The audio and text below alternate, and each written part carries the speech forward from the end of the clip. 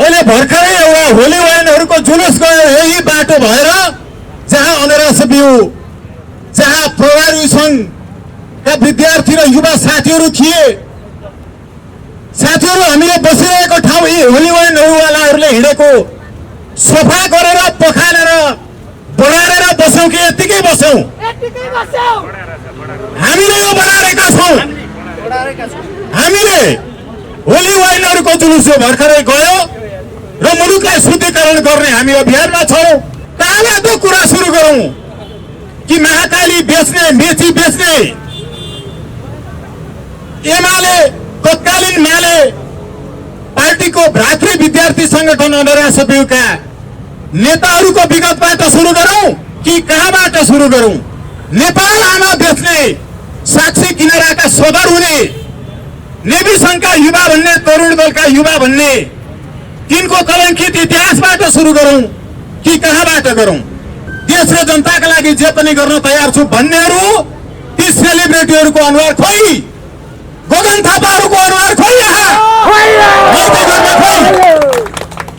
नेपाल आमालाई विदेशी बाबु पर्व लगाएर खोज्ने, नेपाल आमा विरुद्ध बलात्कार गर्न लगाउने, त्यसको भिडियो आफै खिच्ने र नेपाल आमालाई विदेशी बाबुले बलात्कार गरिरहेको, पर्व लगाएर खोजेको बाबुले बलात्कार गरिरहेको भिडियो बनाएर पैसा कमाउन खोज्ने गगन थापाहरू खोइ, साथीहरू, योगेश भट्टराईहरू खोइ, राजेन्द्र लिङ्गदेनहरू भनिरहेका छन् हामीलाई पैसा चाहिन्छ, हामीलाई पैसा चाहिन्छ, त्यसकारण हामी बोल्न सक्दैन। उनीहरू सोझै सञ्चार माध्यमहरूमा आएर भने हामी यो भनौँ कि तिमीलाई तिउन तरकारी खाना चाहिन्छ भने तिम्री आमा बेच, हामी यो भनौँ? हामी यो भनौँ कि तिम्रा छोरी र चेली बेटीहरू बेच र मिठो मिठो खाना खाऊ, हामी यो भनौँ योगेश भट्टराईहरूलाई? यो मुलुकका जनताहरूले वास्तवमा प्रजातन्त्रको, लोकतन्त्रको अभ्यास गर्न पाए। यो मुलुकमा नागरिकहरूले आफूले भोट दिएर पठाएको व्यक्तिले जतिपटक धोका दिए पनि उनीहरूलाई फिर्ता बोलाउन पाएनन्। लोकतन्त्र हुने हो भने जनतालाई यो काम गर्छु भनेर भोट दिने मान्छेहरूको भोट खेर जाने गरिकन जनतालाई दिएको वचन पूरा नगर्नेलाई भोट फिर्ता मागेर पदबाट निकाल्न पाउनुपर्छ। राइट टु रिकल हुनुपर्छ, राइट टु रिजेक्ट हुनुपर्छ। अघिल्लो महिना मात्रै भाइराजा राईज्यू बित्नुभयो, नजिकै छ सर्वोच्च अदालत। उहाँले खेलाची गर्नुभएको थियो। सर्वोच्च अदालतले यतिकै भनेको थियो कि तिमी निर्देशनात्मक आदेश जारी गरेर कानुन बनाऊ, यो देशका सबै दलहरूलाई भनेको थियो। विदेशी एजेन्टहरू मुर्दाबाद, मुर्दाबाद, मुर्दाबाद। एमसीसी चाहिँदैन, चाहिँदैन, चाहिँदैन। एमसीसी चाहिँदैन, चाहिँदैन, चाहिँदैन। एमसीसी चाहिँदैन, चाहिँदैन, पाइँदैन।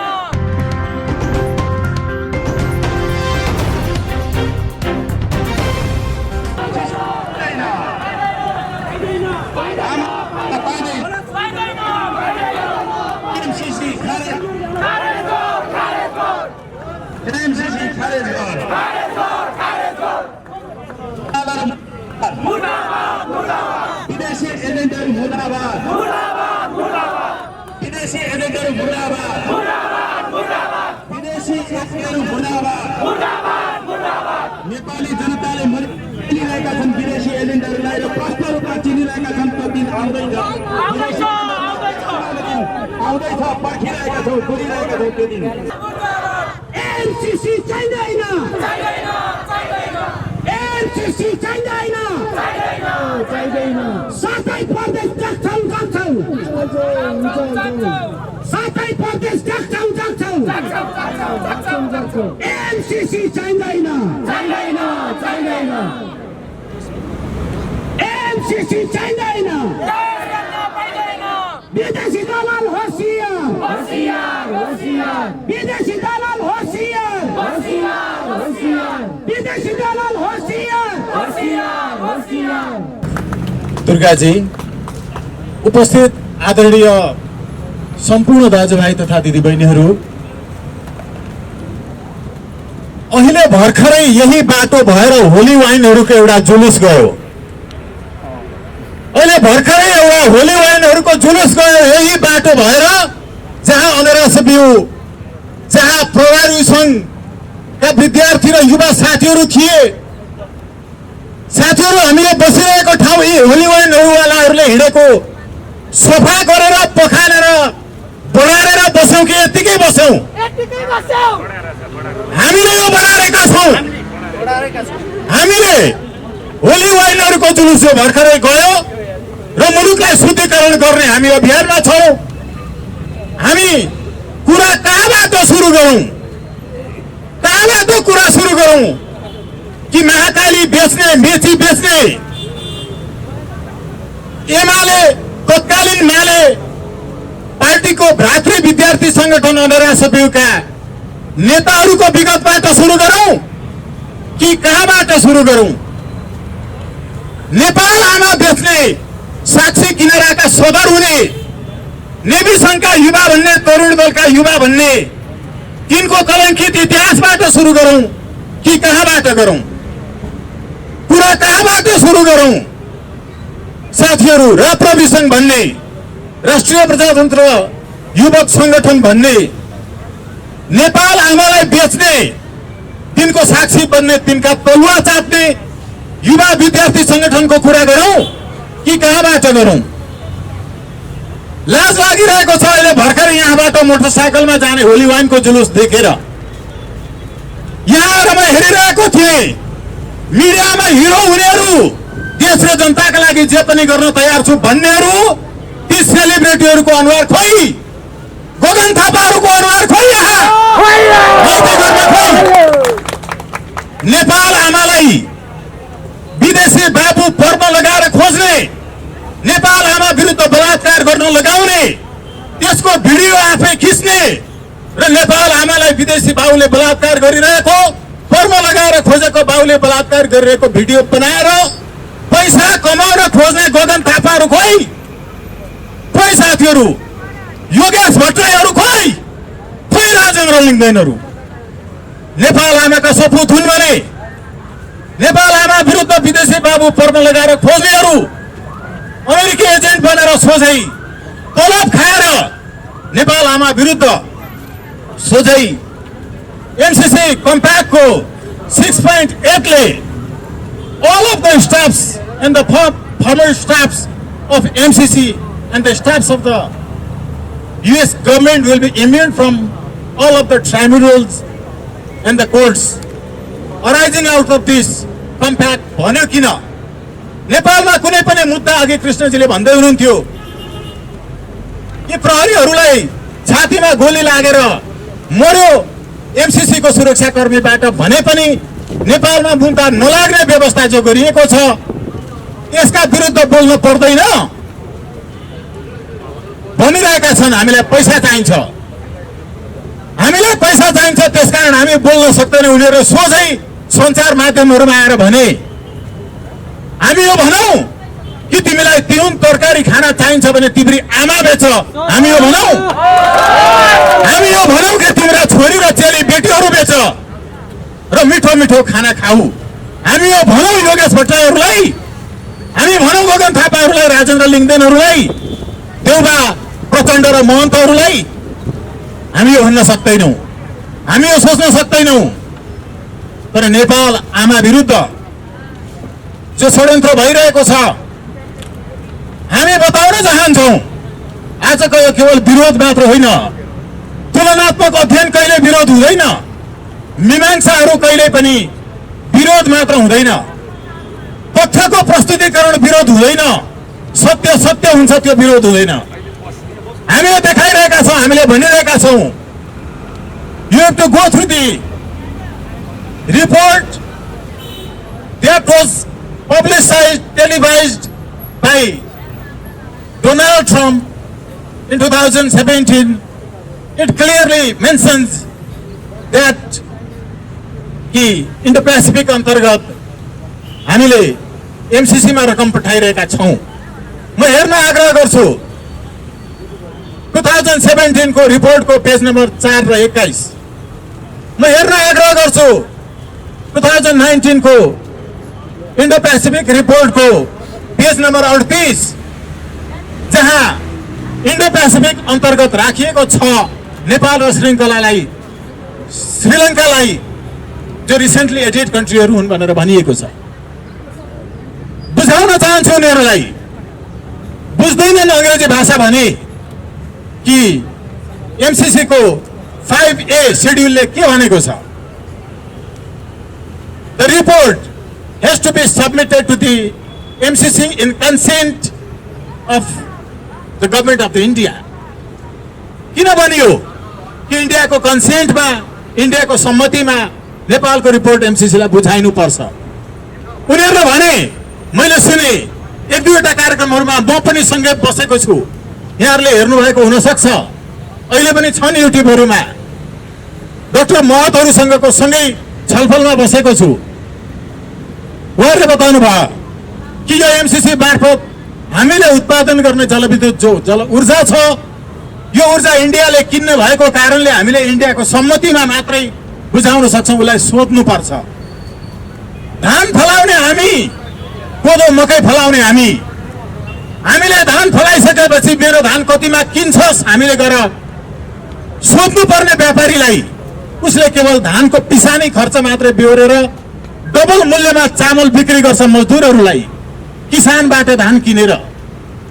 उत्पादन गर्ने हामी, हामीले कति चास जोत्यौं, हामीले कति हल गोरु प्रयोग गर्यौं, हाम्रो कति रगत पसिना र आँसु बग्यो, हामीले कति डल्ले ठोले डल्ले टाहरू फुटायौं, हामीले कति पटक बाउसे गर्यौं, हामीले कति पटक मल्लिडोहरू त्यहाँबाट झारेर, त्यहाँबाट निकालेर गोडेर धानलाई त्यति फल्न सक्ने बनायौं।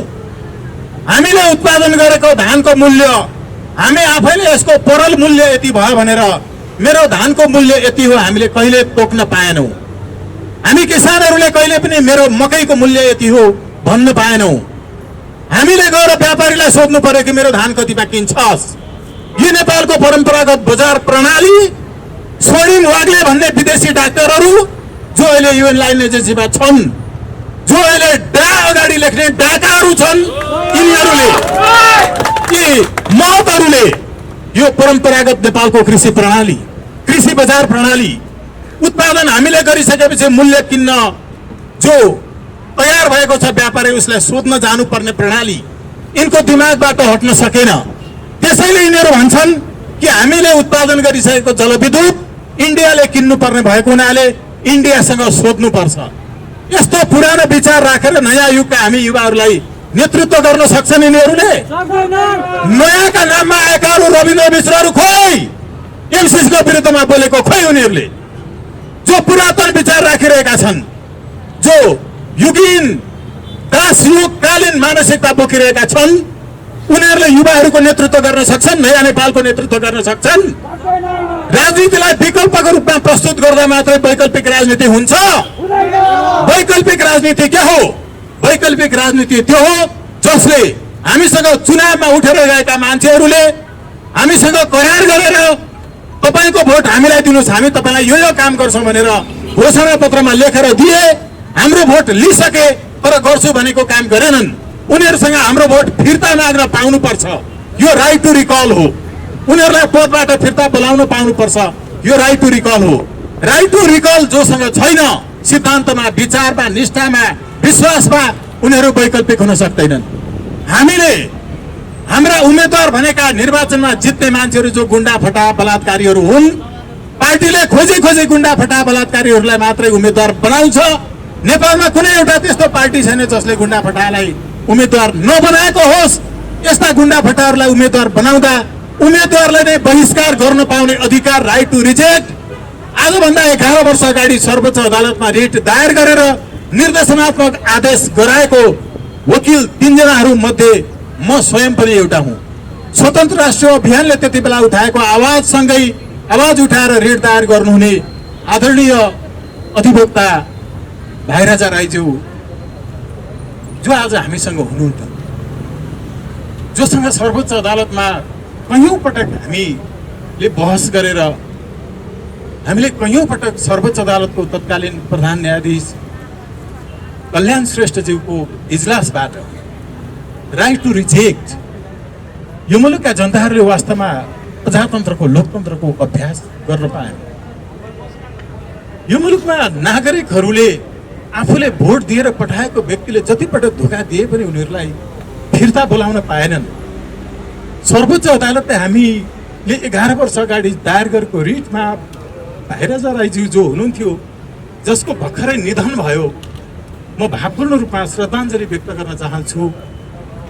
भाइराजा राईज्यूले जुन सपना देख्नु भएको थियो, राइट टु रिजेक्टमा सर्वोच्च अदालतले जो निर्देशनात्मक आदेश जारी गर्यो, यो निर्देशनात्मक आदेश यतिकै जारी गरेको थिएन। संसारका 14वटा देशहरूमा राइट टु रिजेक्ट लागू भएको छ। हामीले 11 वर्ष अगाडि सर्वोच्च अदालतलाई कन्भिन्स गर्यौं। उसले भन्यो कि साँच्चैको लोकतन्त्र नेपालमा छैन। लोकतन्त्र हुने हो भने जनतालाई यो काम गर्छु भनेर भोट दिने मान्छेहरूको भोट खेर जाने गरिकन, जनतालाई दिएको वचन पूरा नगर्नेलाई भोट फिर्ता मागेर पदबाट निकाल्न पाउनुपर्छ। राइट टु रिकल हुनुपर्छ, राइट टु रिजेक्ट हुनुपर्छ। अघिल्लो महिना मात्रै भाइराजा राईज्यू बित्नु भयो, नजिकै छ सर्वोच्च अदालत। उहाँले खेलाची गर्नुभएको थियो। सर्वोच्च अदालतले यतिकै भनेको थियो कि तिमी निर्देशनात्मक आदेश जारी गरेर कानुन बनाऊ, यो देशका सबै दलहरूलाई भनेको थियो। त्यति बेला बीबीसीमा रविन्द्र मिश्रजी हुनुहुन्थ्यो। मैले गएर भने समाचार बनाइदिनुहोस्, यस्तो पनि हुन्छ स्वागतजी भनेर हाँसेर उहाँले समाचार बनाउन तयार हुनु भएन। अहिले उहाँहरूको पार्टीमा यो एजेन्डा चोरेर राख्नु भएको छ। जस समेत दिनुहुन्न, मरेर जानुभयो भाइराजा राई। मलाई जस चाहिँदैन। बाबुराम भट्टराई प्रधानमन्त्री हुनुहुन्थ्यो। मैले गएर भेटेर भने, लेखेर दिएँ। सर्वोच्च अदालतले यतिकै भनेको होइन, लोकतन्त्रलाई बलियो बनाउनुपर्छ, लोकतन्त्रलाई साँच्चै अर्थपूर्ण बनाउनुपर्छ। लोकतन्त्र यो लोकतन्त्र होइन। लोकतन्त्र साँच्चै हुने हो भने पार्टीहरूले उठाएका हुन् उम्मेदवारहरू टिकट बिक्री गरेर यो नेताहरूको प्रतिनिधि हो, जनताको प्रतिनिधि होइन। जनताको साँच्चै प्रतिनिधि बनाउन जनताले रिजेक्ट पनि गर्न पाउनुपर्छ उम्मेदवार गलत भयो भने। यो हामीले यतिकै भनेका थिएनौँ साथीहरू। म यतिकै यो भाइराजा राईज्यूको विषय उठाइरहेको छैन। खेलाञ्ची गरेको थियो सर्वोच्चले, यतिकै भनेको थियो। साथीहरू, यस पूर्व हाम्रो हातमा जुन हत्कडी लागेको थियो, एमसीसीको विरुद्धको आन्दोलनमा अहिलेसम्म नै केवल एकपटक पक्राउ गरियो।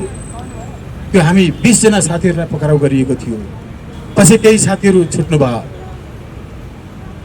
सन्तोषजी अगाडि उभिरहनु भएको छ, हाम्रो आङ्गेली माइलाजी उभिरहनु भएको छ, हाम्रो सन्तोष पौडेलजी नै पनि हुनुहुन्छ, कृष्णजी हुनुहुन्छ, धेरै साथीहरू हुनुहुन्छ। म अहिले नाम छुटाएकोमा माफी दिनुहोला।